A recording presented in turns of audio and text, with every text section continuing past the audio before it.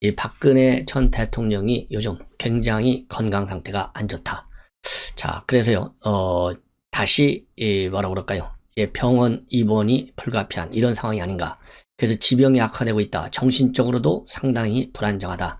이런 제아의 조선일보 기사가 보도가 됐습니다. 그래서 그동안 법조계 의료계를 말하자면 취재해보니까요. 기존에 수술을 받은 어깨하고 허리 질환에 지속적인 통증이 지금 있다. 이렇게 지금 보도를 하고 있고요. 특히 워낙 오랫동안 이 수감 생활이 이루어지다 보니까 지금 거의 5년이지 않습니까? 이루어지다 보니까 이 정신 상태마저도 상당히 불안정하다. 그래서 이제 결국은 또 이 병원 입원이 상당히 불가피한 상황이 아닌가 싶어요. 여러분들 아시다시피 박근혜 전 대통령 여러 차례 병원에 입원을 해서 진료를 받은 바 있죠. 주로 성모병원에서 여기 고속버스 터미널 인근 여기 서울 성모병원에서 이제 수술을 받고, 특히 이 어깨 회전근개 수술을 받았잖아요. 한 2년 전에 2019년 9월입니다. 그 이후로 이 경추, 요추 디스크 증세로 또 치료를 받았고, 올해 초에는 이 코로나 밀접 접촉자로 분류돼서 또 성모병원에서 치료를 받았고, 그리고 지난 7월 달에는 이 어깨 부위 수술 경과도 한번 보고, 또 허리 통증 치료를 위해서 이 성모병원에서 또 한 달 정도 치료를 받다가 지난 11월 22일에는요, 성모병원이 아니라 이 삼성병원으로 옮겨서 또 입원 치료를 받은 바 있습니다. 자, 그런데 지금 현재 우리 조선일보 보도를 보면 이 개인정보이기 때문에 그야말로 이 박근혜 전 대통령의 질병명 이거는 공개할 수 없다, 이렇게 밝히고 있는데요. 어쨌든 빨리 좀 건강도 많이 좋아지고, 그리고 이 정말 비인간적인 이 박근혜 대통령, MB 대통령에서는 가장 비인도적 조치를 취하고 있는 게 문재인 정권 아니겠어요? 항상 뭘 핑계대죠? 본인들의 사과, 그리고 국민들의 이 분위기, 이것을 중시한다고 하는데, 자, 역설적으로 말이죠. 정반대 입장에서 김정은에 대해서는 얼마나 인도적입니까? 그렇죠? 우리 국민 정서 살핍니까? 북한의 인도적, 이 김정은이의 비인간적인 인권 탄압 문제에 관해서 세계가 그야말로 유엔에서 말이죠. 계속해서 인권 결의안이 채택되고 있고 비판이 매년 계속되고 있는데, 이런 인권 문제에 관해서는요, 눈을 딱 감아요. 예. 그리고 이 박근혜 전 대통령의 이런 건강 문제, 그 다음에 장기 투옥에 따른 여러 가지 문제점, 전직 대통령으로서의 예우, 이런 데는 또 눈을 딱 감아요. 이 기준치가 이렇게 다른 문재인 정권 어떻게 해야 되겠어요? 내년 3월 투표를 우리가 반드시 심판적 투표를 해야 된다라고 저는 밝히고 싶습니다. 자, 이 박근혜 전 대통령의 지병 정말 빨리 낫기를 바람하지 않고요. 특히 박근혜 전 대통령은 올 1월 달에 자, 대법원에서 말이죠. 징역 20년에 벌금 180억, 추징금 35억 원이 확정이 된 바 있고, 금년 말에, 이달 말쯤에 박근혜 대통령이 지지자로부터 받은 편지, 그리고 이 답장을 엮어서 책을 출간할 예정으로 있다는 점 말씀을 드립니다.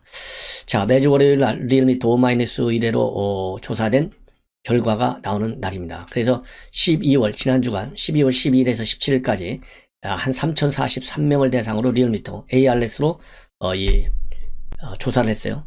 역시 윤석열 후보, 지금 이 김건희 씨의 의혹이 지난 일주일 내내 전개됐지 않습니까? 그럼에도 불구하고 44.4%입니다. 그리고 이재명은 1.7이 빠졌어요. 그래서 38.0%. 전주보다 0.9%가 더 벌어져서 6.4%의 편차를 보이고 있고, 안철수는 3.9, 그리고 심상정은 3.2입니다. 그리고 당선 가능성은요, 윤석열 후보가 48.2, 그리고 이재명 후보 42.8. 그래서요, 윤석열 후보는 0.3이 오르고 이재명은 2.2가 떨어졌어요. 그래서 이 지지율도 윤석열 후보는 불과 0.8밖에 안 떨어졌는데, 이재명 후보는 0.3이 떨어졌습니다. 그래서 둘 다 떨어졌어요. 그 다음에 팬데믹 방역 이런 정책에 적당한 후보는 누구냐? 이재명이 4.9, 윤석열 33.5입니다. 그리고 팬데믹과 관련된 민생 대처 능력, 여기에서는 이재명 41.7, 윤석열 38.8입니다. 이 대목은요, 지금 이 코로나 문제, 그러니까 부동산 문제가 가장 크고, 지금 코로나가 이 오미크론 사태로 인해서 상당히 심각해져 가고 있지 않습니까? 그렇기 때문에 윤석열 후보 지금 이 코로나 이 비대위까지 만들었어요. 그래서 이제 특별히 잘 챙기고 있는데도 불구하고 코로나 관련 비대위까지 만들어서 이 적극적으로 대응하고 있다라고 하는 측면이 아직 우리 국민들에게 제대로 홍보가 되지 않은 것 같습니다. 그래서 코로나 방역 문제에 있어서 그리고 대처 능력 면에서 윤석열 후보가 이재명한테 지금 약간 밀리는데요. 이거 제대로 우리 국민의힘 선대위 측에서 홍보할 필요가 있지 않나. 저도 열심히 홍보하고 있습니다. 여러분들께서 많이 저의 본 방송을 공유해 주시면 자연스럽게 홍보가 된다고 생각해요. 그 다음에 문재인 대통령 긍정평가가요. 0.2가 빠져서 40.2, 부정평가는 0.7이 올라서 56.8, 무려 16%나 부정평가가 여전히 높고 이 부정평가가 그대로 정권 교체 세력화 된다. 이렇게 보시면 될 것 같고요. 정당 지지도를 보면 국민의힘은 39.2, 민주당은 33.1입니다. 그래서 정당 격차가 6.1, 그 다음에 국민의당 7.2, 열린민주당 5.6, 정의당 4.1입니다. 그래서 이 정당 평가율, 그 다음에 문재인 대통령에 대한 부정평가율, 그 다음에 윤 후보에 대한 당선 가능성과 지지도, 전반적인 큰 흐름이 정권 교체 쪽으로 흘러가고 있고 이 흐름에는 변화가 크게 없다. 예, 그래서 이 필요한 이 김건희 씨 의혹과 관련해서 나오고 있는 여러 가지 문제점들을 조속히 해결하면 그야말로 탄탄대로의 상승 기조를 다시 살려낼 수 있는 것이 아닌가 이런 생각이 들고요.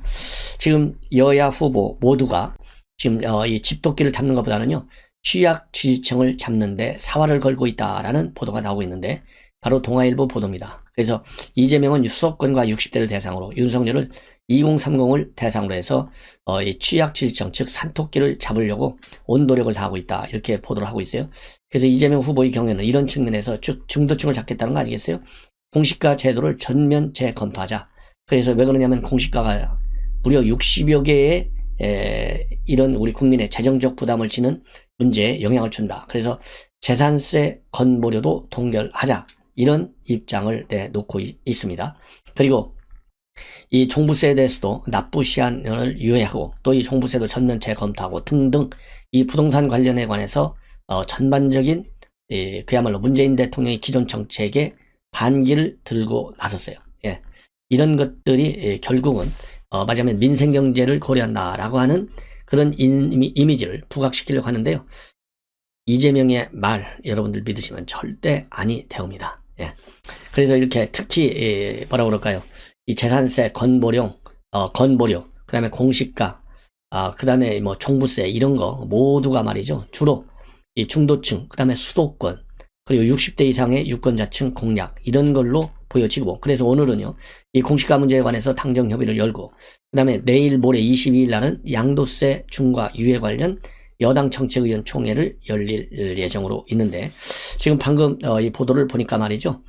1가구 1주택 고용자에 대해서는 종부세 납부 시한을 유예하는 걸로 그렇게 당정이 결정을 했습니다. 그리고요. 1가구 1주택자의 경우에는 보유세 세 부담 상한 조정을 검토하기로 했고요. 내년 보유세 산정 시에는 올해 공시가를 적용하도록 그렇게 결론을 내렸다라는 보도가 지금 막 속보로 뜨고 있어요. 이 얘기는 결국은 뭡니까? 이재명 이 후보가 주장하고 있는 이 전면적인 부동산 정책에 말하자면 이건 뭐 개편까지는 아니고요. 부동산 정책을 현 여론 지지율에 긍정 지지율에 아니면 반영시키겠다는 의지. 그러니까 꼼수 대책이죠. 이 꼼수 대책을 당정에서 전부 받아들이는 그런 정책으로 지금 우클릭을 하고 있어요. 우클릭. 이거는 단순 우클릭입니다. 그야말로 일시적인 반짝 우클릭이다 라고 하는 점을 우리 시청자 여러분들께서 꼭 잊지 마셔야 된다.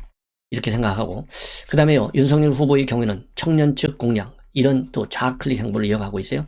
대표적인 좌클릭 후보 이 공약 중에 하나가 기존 우리 야당의 기조와는 달리 공무원과 그 다음에 교원노조 전임대에 대한 근로시간 면제 제도인 타임오프제를 도입하겠다.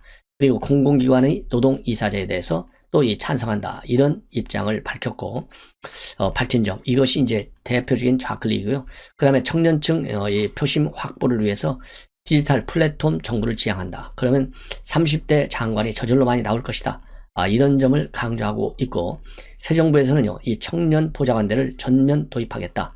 그래서 계속해서 청년 고위직의 정부 공무원으로서의 채용, 이거를 지금 홍보하고 나섰습니다. 자, 이런 측면에서 말이죠. 이런 측면에서 지금 새시대 준비위원회, 그러니까 김한길 전 대표가 운영하고 있는 위원장이 새시대 준비위원회에서 청년 영입을 했는데요. 지금 이건 바로 지금 보도가 나왔어요. 방금. 그래서 지금 인재 영입 환영식을 개최했다. 누구냐? 여러분들 이 선거에 아주 자주 나오는 신지혜 말하자면 대표인데요. 신지혜 대표. 그래서 이 신지혜 대표를 방금 영입했어요. 누구냐? 이분은요, 90년대생입니다. 31살. 2004년도 한국 청소년 모임 대표로 정치 활동을 시작했어요. 그러니까 한 17년 전에 시작했고, 2016년도에는 녹색당 비례대표 의원으로 출마했고, 2018년도에는 서울시장 선거에도 출마했고, 또 2020년도에는 21대 국회의원 선거, 그리고 지난 서울시장 선거에도 연이어서 출마한 경력이 있습니다. 그리고 신재 대표는요, 평소 여성 유권자들의 의견이 정치권에 많이 반영돼야 한다, 이런 주장을 하는 페미니스트 인사로 꼽혀왔고요. 그래서 윤석열 후보의 취약층인 2030 세대 여성층의 지지를 얻기 위한 인사다, 이런 분석이 나오고 있습니다. 그래서 윤석열 후보 오늘 환영식에서 신 대표한테 빨간색 목도리를 전달했고요.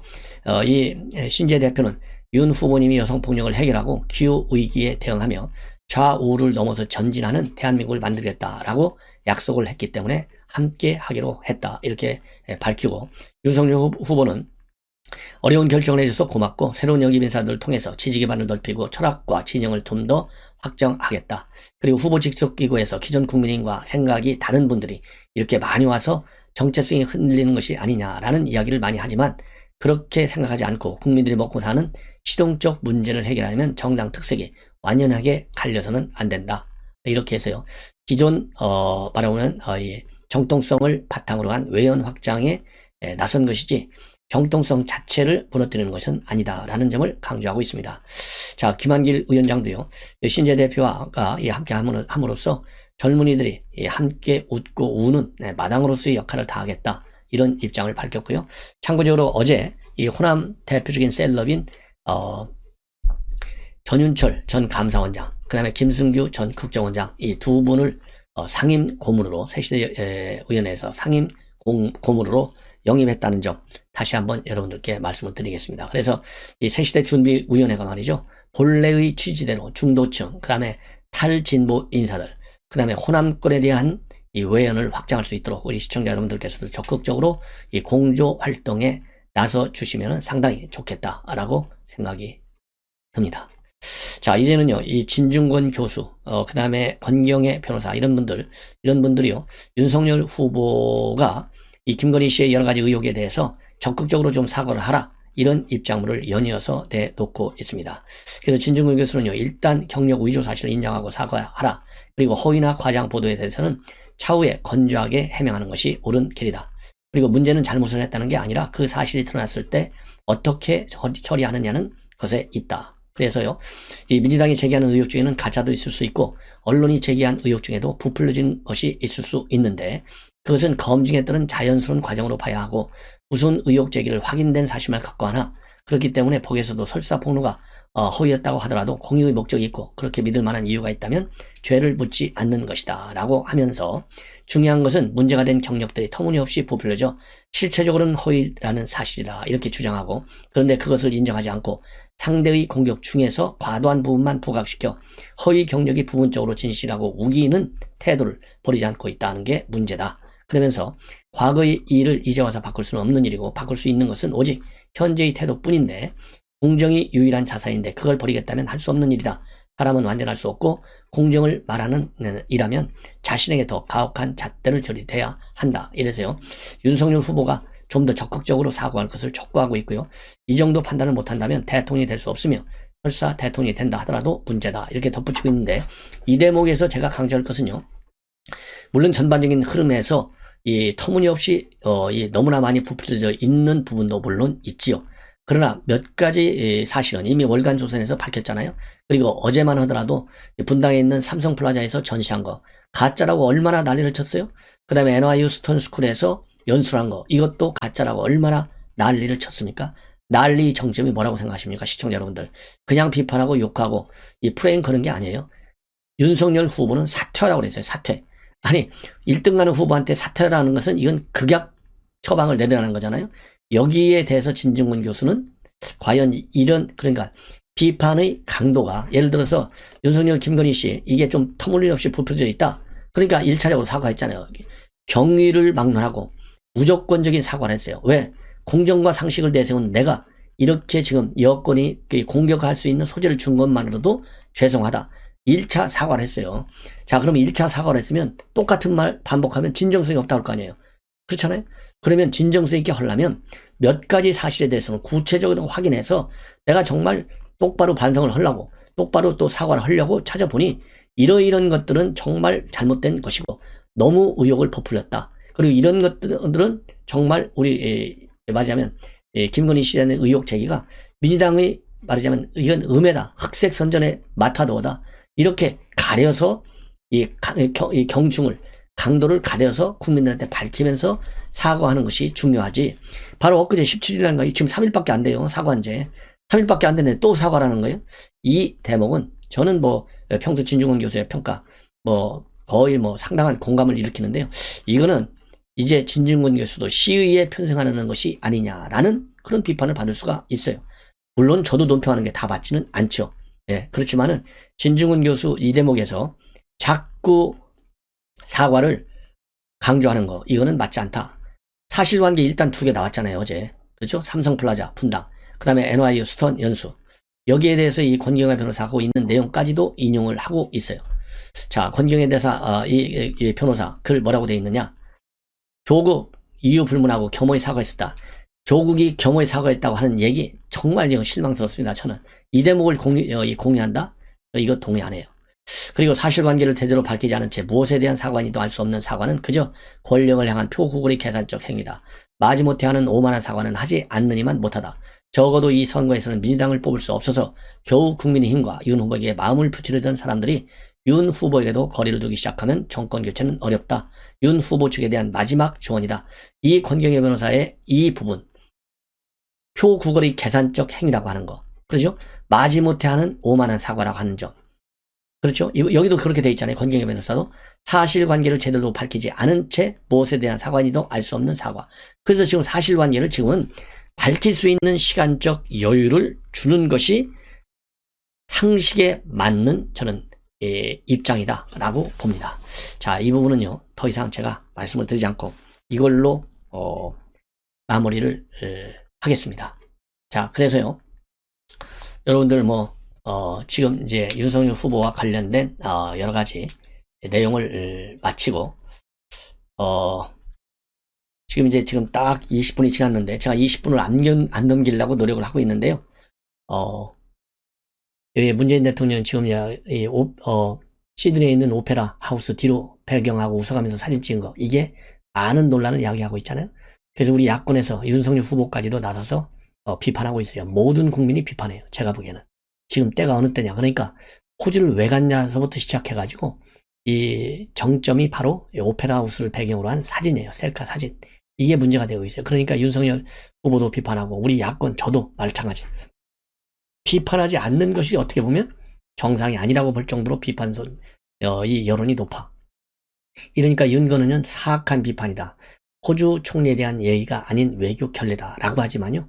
외교 결례 뜻이 뭔지도 제가 몰라요. 제가 아무리 못났어도 제가 그래도 제가 이 외교학 국제정치학을 공부를 한 사람이고 제가 외교 일선에서 10여 년간은 제가 공직생활 33년 중에 절반이 해외에서 외교관 생활을 한 거나 마찬가지.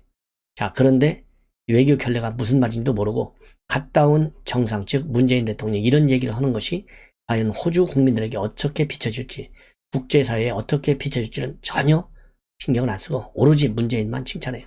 입이 다 불어 터졌대요. 그래서 뵙기조차도 어렵다는 거예요. 이게 할 얘기입니까? 야, 민망스럽지 않아요? 아니 예를 들어서 높은 사람이 밑에 참모를 칭찬하는 거 있을 수가 있지만 일개 수석이 대통령을 갖다가 이렇게까지 축켜 세우는 게 과연 대통령을 모시는 부하로서의 바람직한 태도냐. 거꾸로요. 문재인 대통령 욕먹이는 거예요. 저도 비판하잖아요.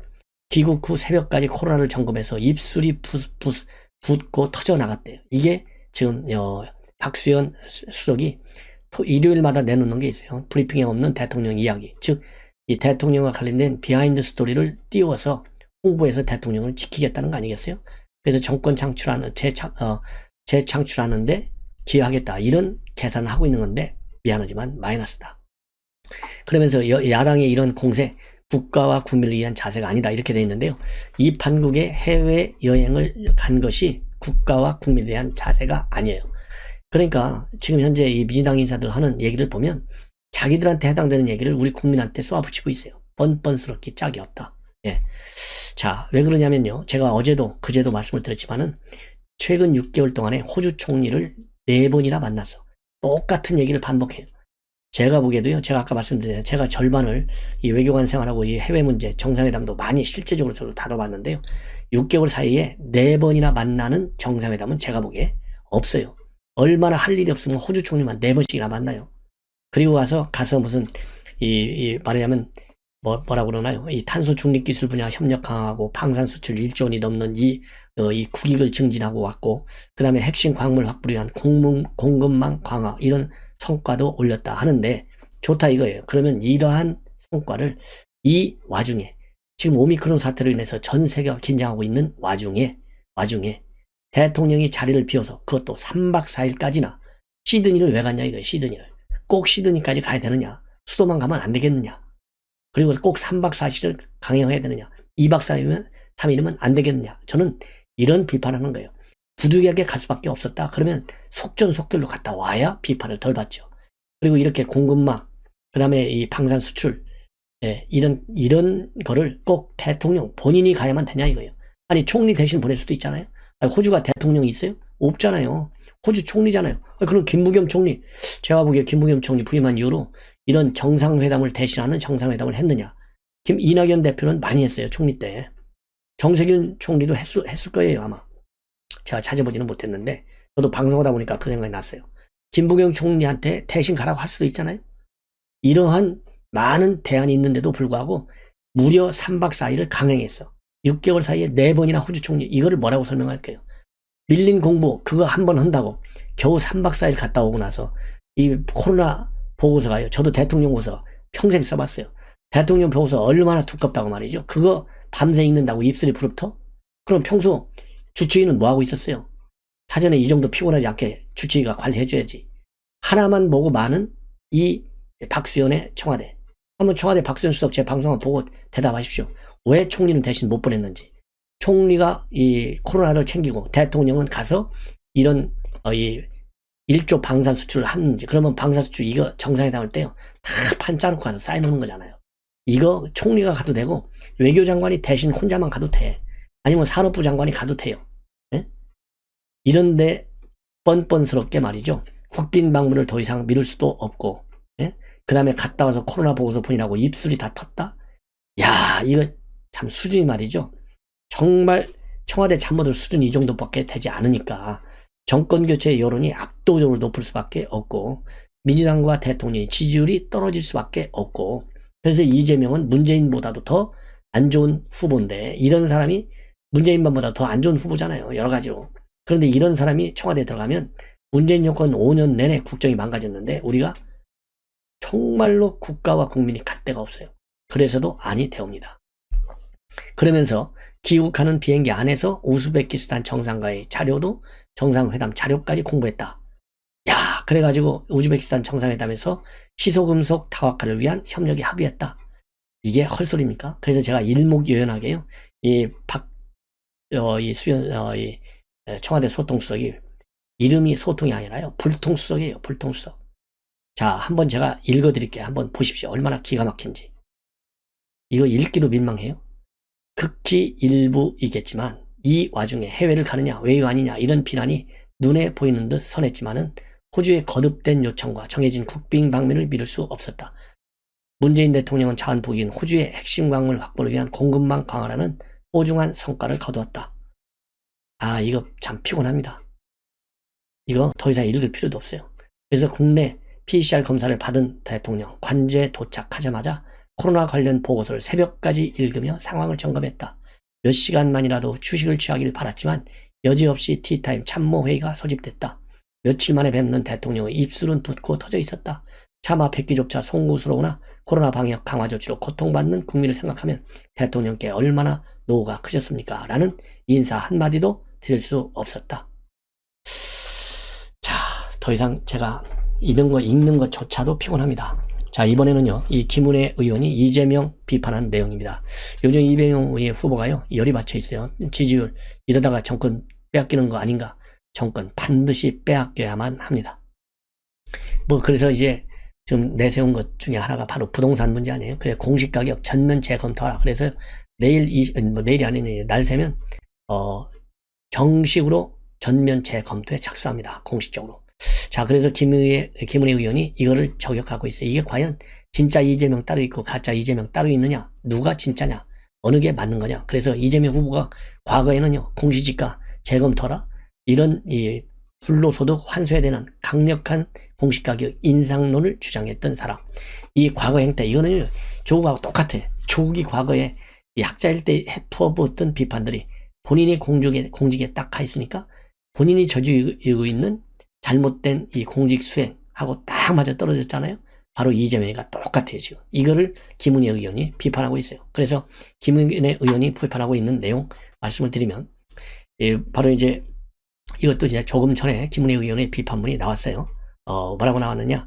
문재인 대통령은, 그러니까 진짜 이재명, 가짜 이재명, 무엇이 맞습니까? 그래서 공시지가에 대한 이재명 후보의 입장이 완전히 달라진 점을 이율배반적 모습을 비판하고 있어요. 문재인 대통령과 민주당은 혼란스러울 것 같다. 이 후보가 늘 공시가격 제도 전면 재검토를 요구한 것은 맞다. 2년 전에도 불공정하다고 목소리를 높였다. 그러나 당시 이 후보는 공시가격 제도가 시세를 제대로 반영하지 않아서 불로소득을 조장하고 있다고 강한 질타를 했었다.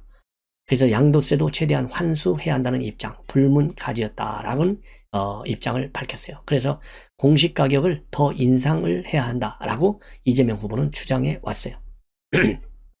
실제로 당시 인터뷰에서요, 비싼 땅, 비싼 집에 살수록 세금을 적게 내는 셈인데 기본소득형 국토 보유세 도입을 위해 첫 단계로 공시가를 현실화해야 한다, 이런 취지의 주장을 한 바 있습니다. 자, 그런데 지금 이제 갑자기 이재명 후보가 입장을 밝혔어요. 어려움에 처한 민생경제를 고려해서 공시가격 관련 제도를 전면 재검토해야 한다. 당정은 신속한 협의를 통해 국민 부담을 올해 수준으로 동결하고 과도한 부담이나 억울한 일이 발생하지 않도록 합리적인 제도 개편에 나서달라. 이렇게 입장을 갑자기 바꾼 겁니다. 여기에 대해서